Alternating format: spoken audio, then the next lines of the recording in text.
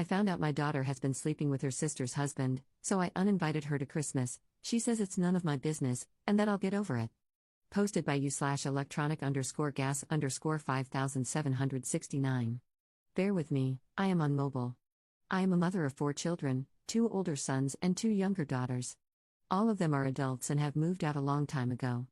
I have always been close with my daughter Sally, while Penny has always liked to have her own space, which I don't mind. They're both beautiful, talented young women that I thought I couldn't be more proud of. We're having early Christmas this year. In the first week of December, I was inviting everyone around for Christmas dinner, gift giving, and a lot. When I phoned Penny yesterday to clarify a few things, she mentioned that she and her husband would not be coming. When I asked why, she said that they had separated for now, as he had cheated.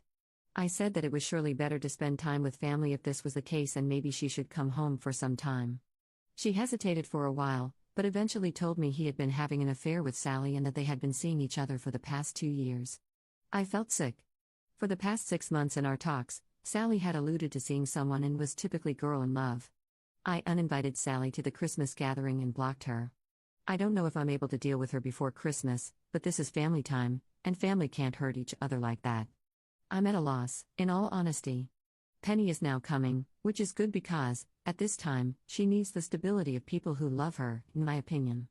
The problem is that Sally naturally thinks I'm in the wrong. It's none of my business, and as her mother, I can't block her and remove her from the family. My sister thinks I shouldn't get involved in their personal lives, which I think is BS. My daughter needs us right now.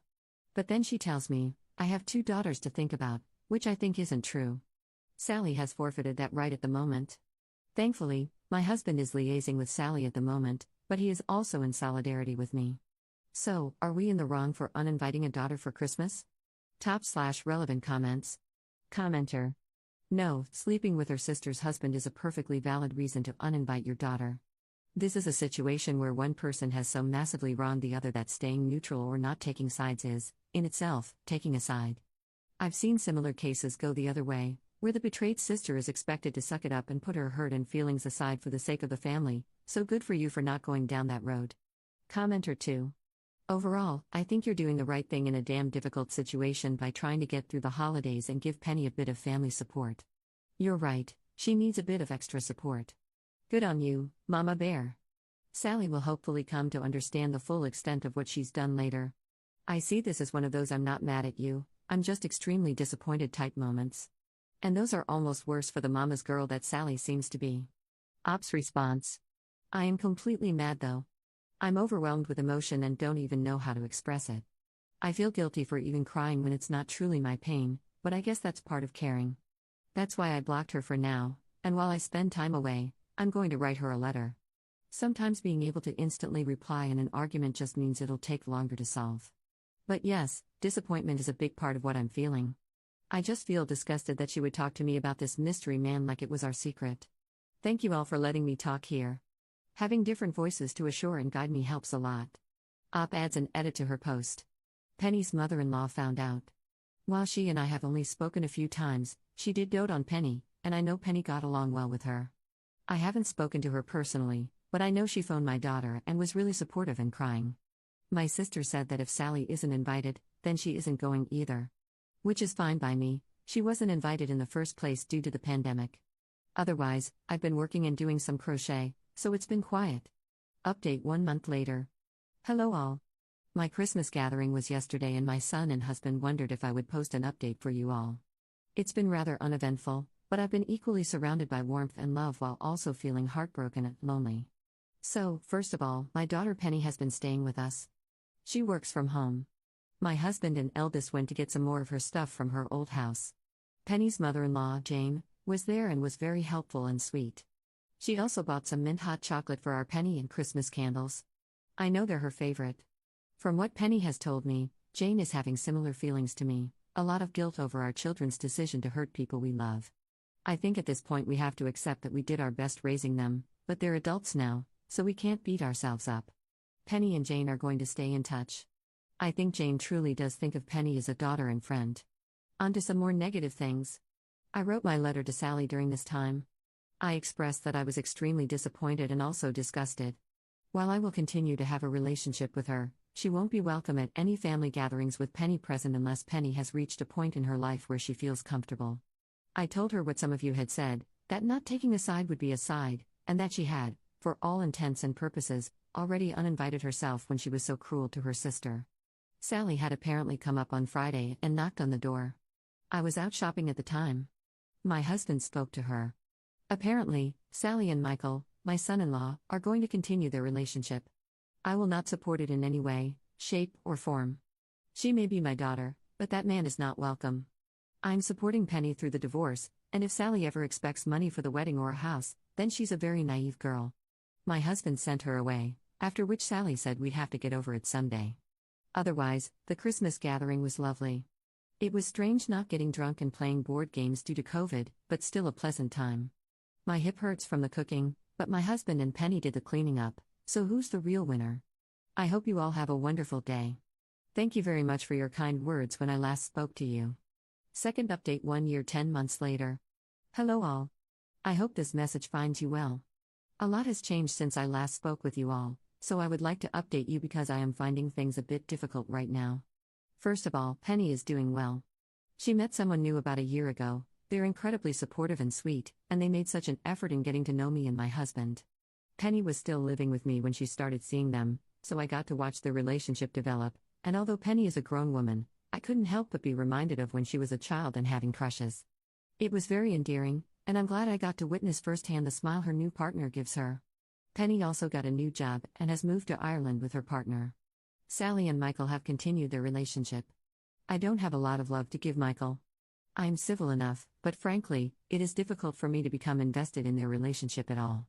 Michael recently asked my permission to marry Sally, which was disrespectful, to say the least. Penny still lived with me last Christmas, so again, they were not invited. I am not hosting this Christmas and am instead going to visit my eldest son. He and his wife had a little boy at the beginning of this year.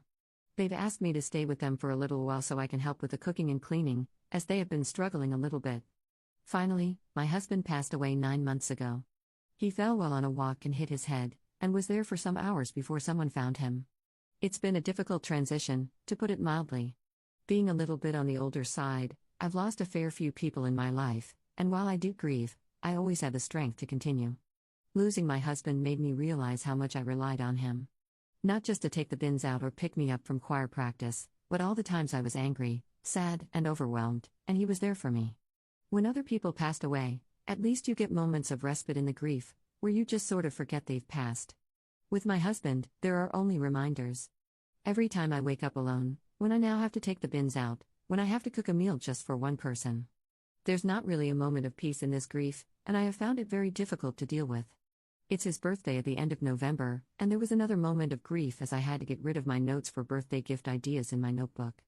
Everything has just been so painful to deal with, and I just cannot stop crying even after all this time. I just can't even stand to think of the good moments I shared with him because it just hurts too much.